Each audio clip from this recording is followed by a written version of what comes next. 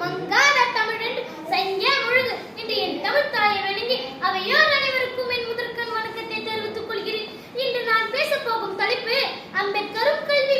நம் நாட்டின் அரசியலமைப்பு சாஸ்திரம் எழுதி படித்த மாமனிதன், தாழ்த்தப்பட்ட மக்களுக்கு ஒளியூட்டிய சுடரொளி பாபா சாஹிப் டாக்டர் பீமாராவ் ராம்ஜி அம்பேத்கர் அவர்கள். அவர் 1896ஆம் ஆண்டில் ஏப்ரல் 14ஆம் தேதி மகாராஷ்டிராவின் மௌலியில் பிறந்தார். தாழ்த்தப்பட்ட சமூகத்தை சேர்ந்தவர் என்பதால் குழந்தை பருவத்திலேயே பல துன்பங்களை எதிர்கொண்டார். ஆனால் அறிவு என்பது அடிமைத்தனத்தை அழிக்கும் ஆயுதம் என்பதை உணர்ந்தவர். அதனால் கல்வியை தனது ஆயுதமாக ஏற்று போராடினார்.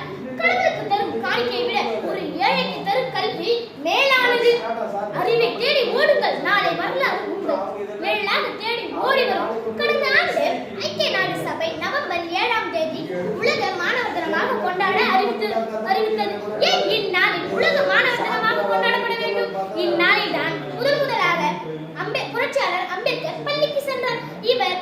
அவர் பள்ளிக்கு சென்ற நாளை உலக மாணவர் தினமாக ஐக்கிய நாடு சபை அறிவித்துள்ளது. ஒருவர் பள்ளிக்கு சென்ற நாளை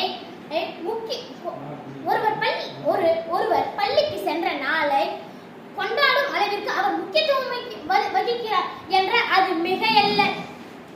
உயர் சாதிக்கே கல்வி என்பது